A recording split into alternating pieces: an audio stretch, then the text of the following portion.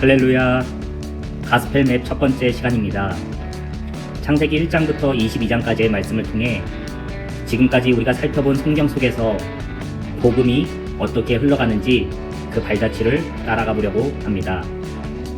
성경 속에 나와 있는 하나님께서 인간을 구원하시기 위한 그 계획과 사랑을 우리는 복음이라고 얘기합니다. 그리고 놀랍게도 그 복음은 한 사람을 향해 흘러가고 있습니다. 우리는 오늘 가스펠 맵을 통해서 복음이 말하고 있는 한 사람을 찾아보려고 합니다.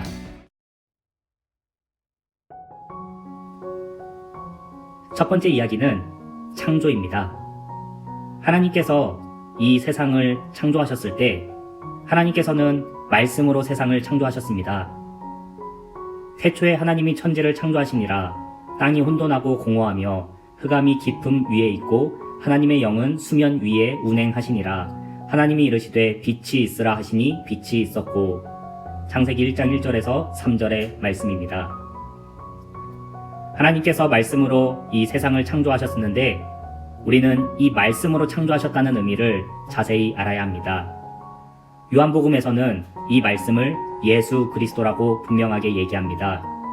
말씀이 육신이 되어 우리 가운데 거하심에 우리가 그의 영광을 보니 아버지의 독생자의 영광이요 은혜와 진리가 충만하더라. 이 두 가지 말씀을 통해서 우리는 하나님께서 예수 그리스도를 통해 이 세상을 창조하셨다라는 것을 알 수 있습니다. 마지막으로 하나님께서 이 세상을 창조하신 것은 바로 하나님 나라를 이루시려는 첫 번째 사역으로 봐야 합니다. 요한계시록에서 나오는 새 예루살렘, 하나님 나라의 완성에 이르기 위한 하나님의 첫 번째 사역이 바로 이 세상을 창조하신 것이었습니다. 두 번째 말씀은 하나님께서 하나님의 형상대로 사람을 창조하셨다라는 말씀입니다. 하나님께서 우리를 창조하실 때 하나님의 형상대로 우리를 만드셔서 우리에게는 하나님의 아들 된 sonship과 왕이신 하나님께서 우리에게 주시는 kingship이 존재합니다. 창세기 1장 26절엔 이렇게 기록이 되어 있습니다. 하나님이 이르시되 우리의 형상을 따라 우리의 모양대로 우리가 사람을 만들고 그들로 바다의 물고기와 하늘의 새와 가축과 온 땅과 땅에 기는 모든 것을 다스리게 하자 하시고. 하나님께서 이렇게 우리에게 sonship과 kingship을 주셔서 하나님의 형상대로 창조하셨는데 이 다음에 3과에서 살펴볼 말씀처럼 우리의 죄로 인해 하나님과의 관계가 끊어지고 하나님의 형상을 잃어버리게 되었습니다. 그래서 우리는 하나님께서 우리를 구원하신다는 그 말씀을 단순히 우리가 하나님의 구원을 받아서 천국에 간다는 개념 정도로만 이해할 것이 아니라 우리가 잃어버린 하나님의 형상을 회복하는 과정이라고 보아야 합니다.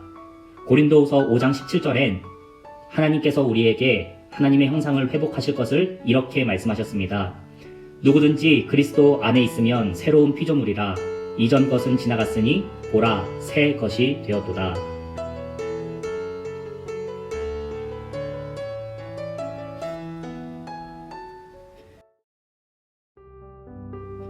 세 번째 말씀은 죄로 인해 깨져버린 하나님과의 관계입니다.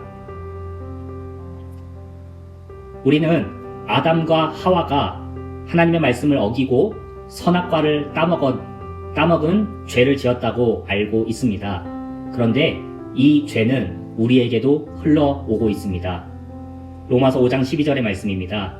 그러므로 한 사람으로 말미암아 죄가 세상에 들어오고 죄로 말미암아 사망이 들어왔나니 이와 같이 모든 사람이 죄를 지었으므로 사망이 모든 사람에게 이르렀느니라.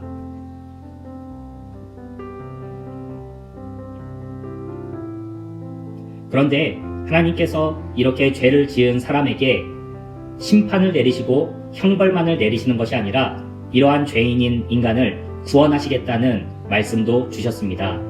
창세기 3장 15절 말씀입니다. 내가 너로 여자와 원수가 되게 하고 내 후손도 여자의 후손과 원수가 되게 하리니 여자의 후손은 내 머리를 상하게 할 것이요 너는 그의 발꿈치를 상하게 할 것이니라 하시고. 우리는 이 말씀을 최초의 복음, 즉 원시 복음이라고 얘기합니다.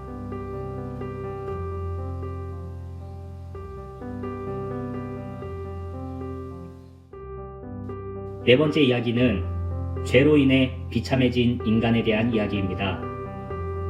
하나님께서 동생을 향해 미워하는 마음을 품고 있는 가인에게 나타나셔서 이렇게 말씀하셨습니다.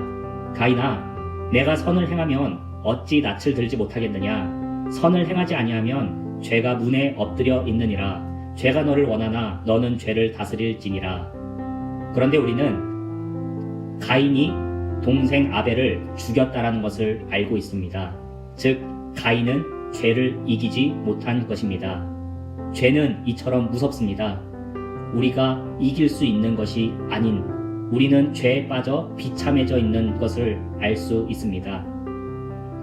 그렇다면 죄인이 받아야 할 그 형벌을 하나님께서 가인에게 내리셨을까요? 놀랍게도 하나님께서는 가인에게 내릴 형벌을 유보하셨습니다. 여호와께서 그에게 이르시되 그렇지 아니하다. 가인을 죽이는 자는 벌을 7배나 받으리라 하시고 가인에게 표를 주사 그를 만나는 모든 사람에게서 죽임을 면하게 하시니라. 놀랍게도 아담과 하와가 죄를 지었을 때에도 또 가인이 죄를 지었을 때에도 그들에게 내려야 할 형벌, 곧 죽음을 하나님께서는 유보하셨습니다. 그렇다면 하나님께서 죄인들에게 쏟아야 하실 그 형벌은 누가 받게 될까요?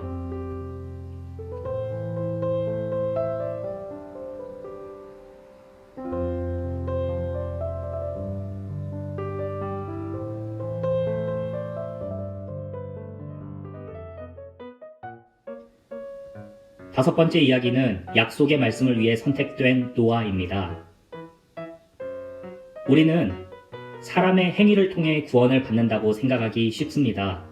노아 역시 하나님과 동행하는 사람이었고 당대의 의인이었으며 완전한 자라는 설명이 있습니다. 그런데 그러한 노아의 설명에 앞서 이런 표현이 있습니다.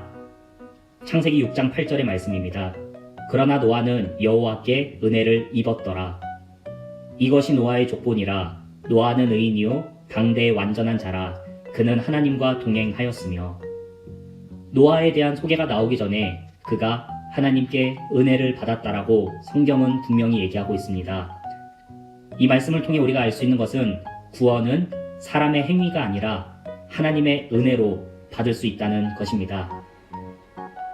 모두 죽어야 할 죄인 중에 노아 한 사람을 선택하셔서 하나님께서는 방주를 짓게 하셨습니다. 그리고 노아는 하나님의 말씀에 순종을 했고 노아 한 사람을 통해 그의 가족이 구원을 받게 되었습니다. 하나님께서는 이 말씀을 보시고 로마서 5장 19절에서 또한 이렇게 말씀하셨습니다. 한 사람이 순종하지 아니함으로 많은 사람이 죄인이 된 것 같이 한 사람이 순종하심으로 많은 사람이 의인이 되니라. 이 노아의 사건에서 알 수 있는 것처럼 우리를 구원하실 한 사람, 여자의 후손으로 오는 그 한 사람이 하나님의 말씀에 순종함으로 많은 사람이 의인이 되고 구원을 받을 것을 알 수 있습니다.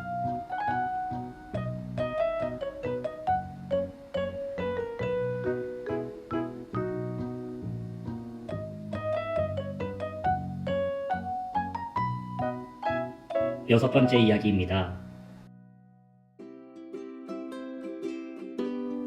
우리는 창세기 11장의 바벨탑 이야기를 통해서 사람들은 모이면 자연스럽게 죄를 짓는다는 것을 알 수 있었습니다.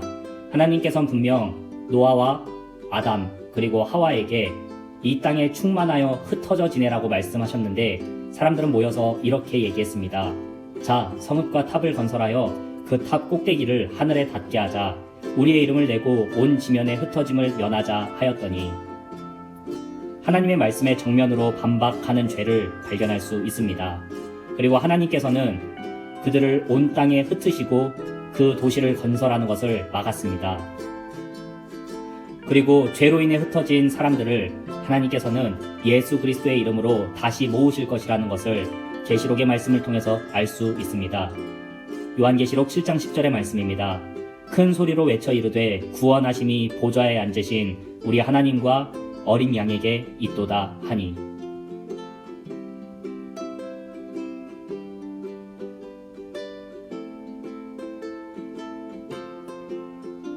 우리는 일곱 번째로 아브라함의 이야기를 살펴보려 합니다. 하나님께서 아브라함을 부르셨을 때 그 말씀을 자세히 보면 우리는 하나님께서 다른 누구도 아니라 아브라함을 부르시길 원한다는 것을, 계획을 갖고 계셨다는 것을 알 수 있습니다. 여호와께서 아브라함에게 이르시되 너는 너의 고향과 친척과 아버지의 집을 떠나 내가 내게 보여줄 땅으로 가라. 하나님과 처음 만난 아브라함은 이런 하나님의 말씀에 다소 당황했을 수도 있습니다. 그런데 놀랍게도 아브라함은 하나님의 말씀에 순종했습니다. 바로 그때 하나님의 말씀에 순종하는 아브라함에게 하나님의 약속이 집중되었습니다. 창세기 22장 18절의 말씀입니다. 또 내 씨로 말미암아 천하 만민이 복을 받으리니 이는 내가 나의 말을 준행하였음이니라 하셨다 하니라. 하나님께서 창세기 3장 15절에서 여자의 후손으로 말미암아 사람을 구원하시겠다는 그 말씀이 하나님의 말씀에 순종하는 아브라함에게 집중되었습니다. 그래서 그 여자의 후손이 바로 아브라함의 후손, 내 씨로 말미암아 천하 만민이 복을 받을 것이라는 약속으로 확장되게 되었습니다.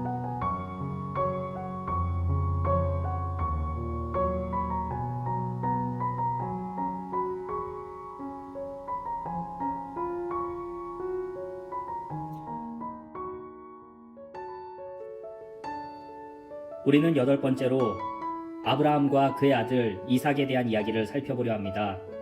우리가 아브라함과 이삭의 말씀을 통해서 알 수 있는 것은 사람은 구원받기 위해서는 죄를 없애야 하고 죄를 없애기 위해서는 피 흘림의 제사가 필요하다는 것입니다. 레위기 1장 4절에서 이 제사를 이렇게 설명했습니다. 그는 번제물의 머리에 안수할지니 그를 위하여 기쁘게 받으심이 되어 그를 위하여 속죄가 될 것이니라. 놀랍게도 아브라함이 이 제사를 자신의 아들 이삭으로 드리라고 하나님께서 아브라함에게 명령하셨습니다. 아브라함은 하나님의 말씀에 다시 한번 순종하여 100살에 얻은 귀한 아들 이삭을 데리고 하나님께서 명령하신 모리아산으로 올라갔습니다. 바로 그때 그의 아들 이삭이 아브라함에게 이렇게 물었습니다. 내 아버지여, 번제에 사용할 불과 나무는 있는데 어린 양은 어디에 있습니까? 바로 그때 아브라함이 아들 이삭에게 이렇게 얘기했습니다. 내 아들아, 번제할 어린 양은 하나님이 자기를 위하여 친히 준비하시리라. 우리는 이 말씀을 통해서 하나님께서 우리를 구원하시기 위해 준비하시는 그 어린 양이 바로 예수 그리스도시라는 것을 알 수 있습니다. 또한 요한복음에서 요한이 예수님을 보고 이렇게 얘기했습니다. 이튿날 요한이 예수께서 자기에게 나아오심을 보고 이르되 보라, 세상 죄를 지고 가는 하나님의 어린 양이로다. 우리는 이렇게 8가지 말씀을 통해서 하나님께서 우리를 어떻게 구원하실지, 누구를 통해 구원하실지, 그리고 우리에게 보내주시는 그분이 어떤 분이신지를 얘기한다는 것을 알게 되었습니다. 하나님께서는 말씀이신 예수 그리스도를 통해 세상을 창조하셨고 죄로 잃어버린 하나님의 형상은 예수님을 통해 회복할 것이라고 말씀하셨습니다.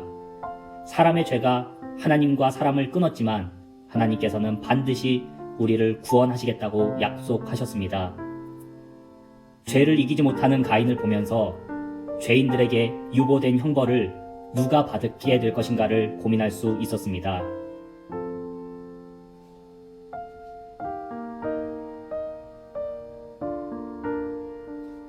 우리는 노아의 이야기를 통해서 한 사람의 순종으로 노아의 가족이 구원을 받은 것처럼 예수님 한 사람의 순종을 통해 그를 믿는 모든 사람이 구원을 받을 것이라는 것을 살펴보았습니다.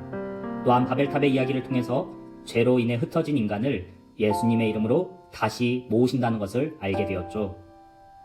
아브라함이 하나님의 말씀에 순종했을 때 하나님께서 사람을 구원하신다는 그 약속이 하나님의 말씀에 순종한 아브라함에게 집중되었다는 것을 알게 되었습니다.